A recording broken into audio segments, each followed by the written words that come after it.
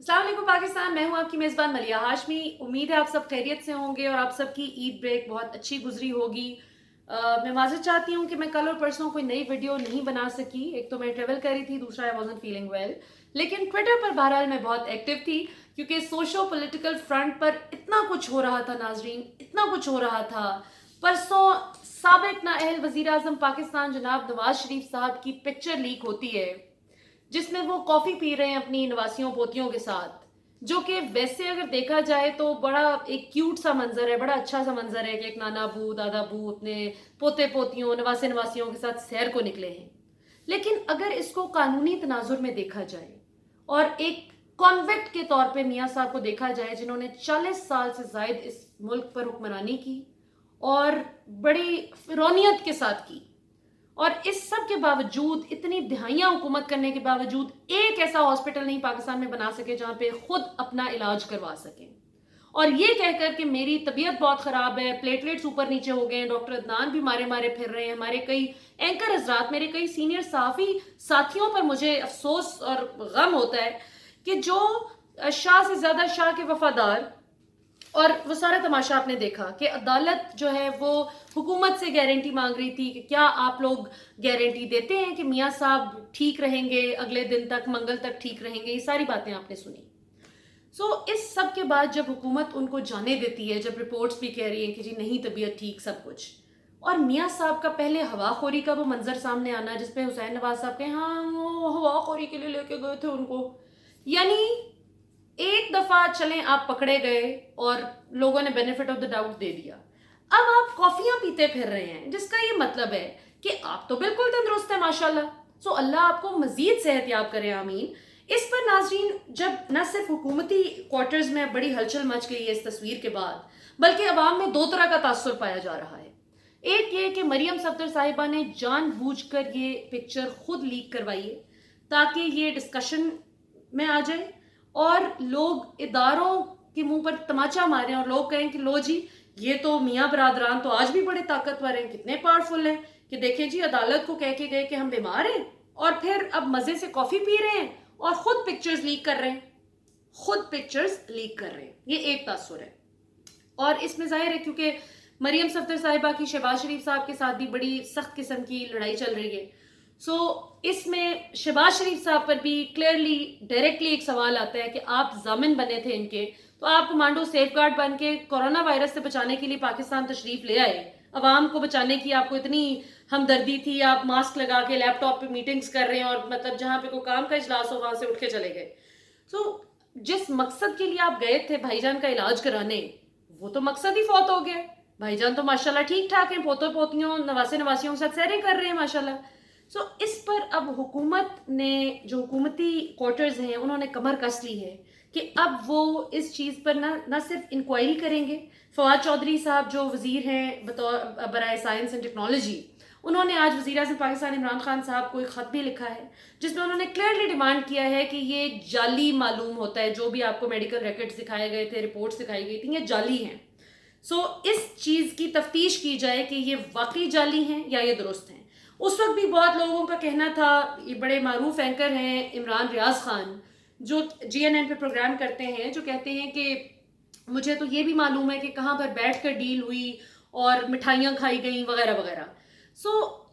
नाजरीन, इतना यानी डिसअपॉइंटिंग है ना ये बात कि जो शख्स यानी नाना बू दादा बू कॉफ़ी पिलाने बच्चों को लेके जाएं, बड़ी अच्छी बात है, लेकिन कानूनी तनाजुर में जब कॉन्वेक्ट के तौर पे नवाज शरीफ साहब को देखा जाए और नाना बू के तौर पर ना देखा जाए, उन नाना बू और दादा बू का क्या कसूर है कि जिन्होंने किसी बदकिस्मत लम्हे में कोई साइकिल चोरी कर ली, कोई बटवा चोरी कर लिया, कोई छोटी मोटी चोरी कर ली, और इस पर बजाय इसके कि शर्मिंदा हो नून लीग की टीम, ये उल्टा वो कह रहे हैं कि हमें बड़ा फख्र है। और मरियम सफदर साहिबा, मतलब आप यकीन करें नाजरीन, हम तो पहले तो बात करते थे ना, कभी कभार कोई अकाउंट नजर से गुजर गया, कल और परसों में जितना मुझे ट्विटर पर इन्होंने गलीज तरीन गालियां दी, पहले इमरान खान साहब को दें उनकी वालिदा के हवाले से, फिर मुझे भी कि तुम्हें क्या तकलीफ है, तुम्हें मियाँ साहब के क्या मसला है, तुम क्यों। भाई मुझे तकलीफ ये है कि एक ऐसा कॉन्वेक्ट जो कि अरबों रुपए खा गया इस मुल्क के, वो कैसे बाहर फिर रहा है, मुझे ये तकलीफ है और आप मुझे चुप नहीं करवा सकते। अल्लाह का शुक्र है कि मैं किसी ऐसे कॉम्प्रोमाइज्ड किस्म के चैनल पे नहीं बैठी हुई कि जहां पर मैं سچ کا ساتھ نہ دے سکوں. میں نے کتنی ہی آفرز جو ہیں اللہ کا شکر ہے کچھ ویسے ہی ہٹ گئیں کیونکہ میں آئی اسپیک مائی مائنڈ, میں کسی کے پریشر میں نہیں آتی, اللہ کا شکر ہے. اور کچھ اللہ کی مہربانی ہے کہ میں نے خود انکار کیا کچھ اپرچونٹیز کو جہاں پر مجھے منہ بند رکھنا پڑنا تھا. پھر میں صحافی ہی کیوں ہوں, پھر میں تجزیہ نگار ہی کیوں ہوں کہ اگر میں نے بند رکھنا ہے منہ, میں کیوں نہ صحیح بات پہ بات کروں, میں کیوں نہ جو سوال ہے اس پر سوال کروں. اور میاں صاحب آپ کو سوال کا جواب دینا ہوگا, یہ نہیں ہے کہ چوری اور اوپر سے سینہ زوری. عمران خان پہ آپ لوگ سوال کر رہے ہیں کہ جی عمران خان نے کیوں جانے دیا. یہی صحافی تھے جو رپورٹس ٹویٹ کر رہے تھے, جو بار بار آپ کی بریکنگ نیوز کیا چل رہی تھی نومبر میں, بھول گئے ہم لوگ. بریکنگ نیوز چل رہی تھی کہ جی میاں صاحب اطہر من اللہ صاحب نے پوچھ لیا, جی عدالت نے پوچھ لیا کہ اگر میاں صاحب جو ہیں وہ منگل تک اگر انہیں کچھ ہو گیا آپ لوگ ضمانت دے سکتے ہیں ان کی زندگی کی.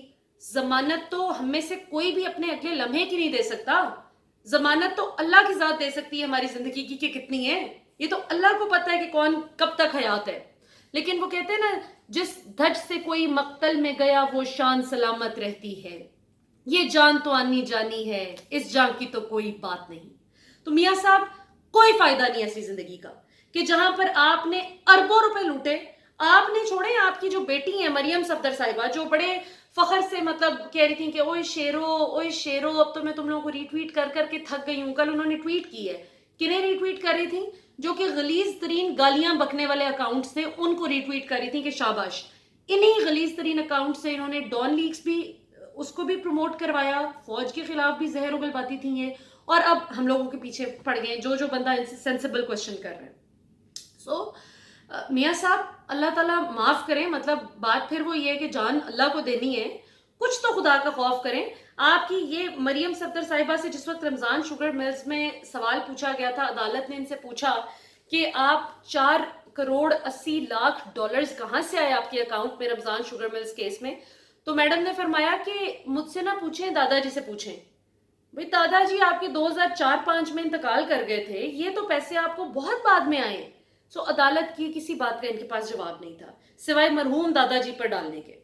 تو پریسائزلی مطلب شرم حیا کا تو آئی ایم شیور ان لوگوں کے سیاست سے, ان کی اوور آل پرسنالٹی سے کوئی تعلق نہیں ہے. اور یہ میں اس لیے کہتی ہوں کہ پچھلے ہفتے شہباز شریف صاحب نے جس طرح وزیر اعظم پاکستان عمران خان صاحب کی بیگم پر اٹیک کیا, شرم کی بات ہے. پہلے آپ لوگ ان کی امی پر اٹیک کرتے تھے, اب آپ ان کی بیگم پر اٹیک کر رہے ہیں. جب ان سے پہلے مجھے یاد ہے مطلب جمائمہ مسلمان ہوئی عمران خان سے شادی کرنے کے لیے, ٹھیک ہے, وہ پورا اس نے اپنا مذہب بدلا, سارا کچھ, وہ دین میں داخل ہوئی.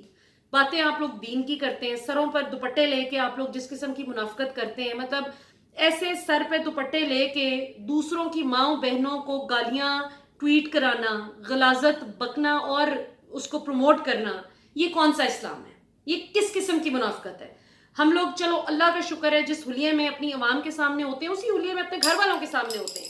اللہ کا شکر ہے کبھی دوغلی منافقت نہیں کی کہ 4 لائکس زیادہ لینے کے لیے, یہ 4 ویوز زیادہ لینے کے لیے, یہ 4 لوگوں کو متاثر کرنے کے لیے کہ جی میں تو جی دیکھیں جی میں تو بہترین امت مسلمہ کی بہترین جو ہے ریپرزنٹیٹیو ہوں, تو میں سر پہ دوپٹہ لے کے آ جاؤں اور ویڈیو بناتے ساتھ میں کہوں کہ ہاں جی ہٹاؤ. نہیں, جو ہیں وہی اپنی عوام کے سامنے. اللہ کا شکر ہے مطلب خود کو ایک گریسفل طریقے سے انسان کو کور کرنا چاہیے, وہ سب پر فرض ہے, لیکن جس طریقے سے انہوں نے مذہب کو بدنام کیا ہے اس کی مثال نہیں ملتی.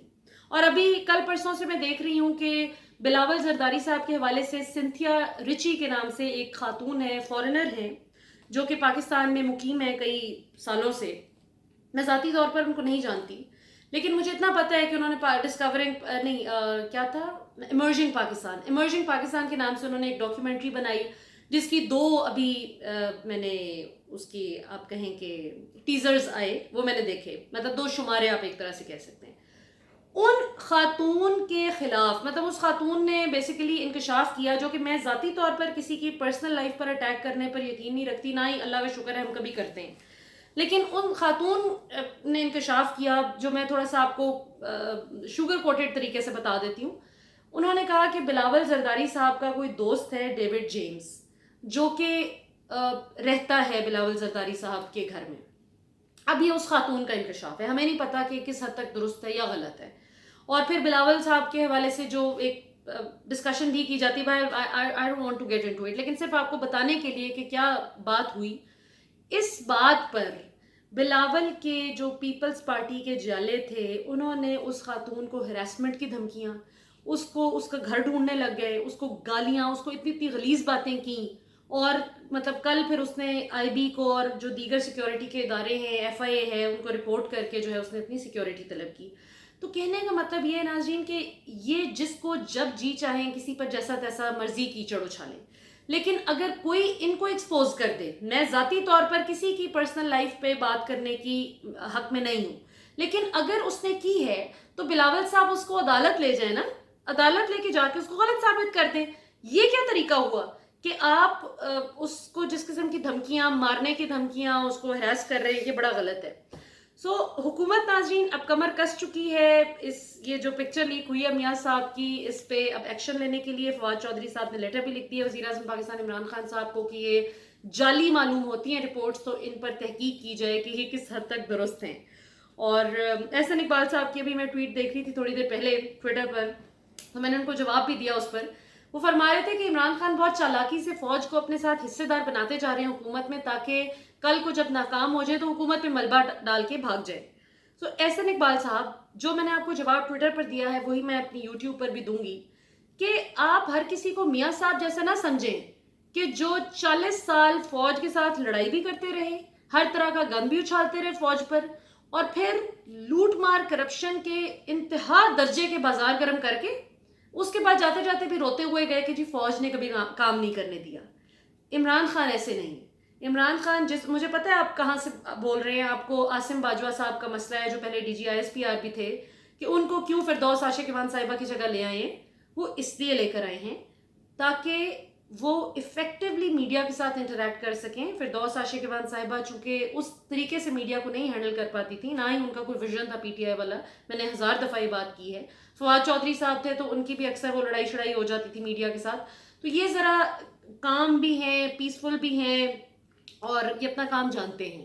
اور پھر یہ کہ کئی صحافی ان کا لحاظ کرتے ہیں, جو کہ جن کو لفافہ صحافی کے نام سے بھی لوگ جانتے ہیں, وہ ان کا کافی لحاظ کرتے ہیں, کیونکہ یہ کبھی نہ کسی کے ساتھ نان سینسیکل گفتگو کرتے ہیں, کبھی فضول بات نہ کرتے ہیں نہ سنتے ہیں. So let's hope for better times in شاء اللہ تعالیٰ.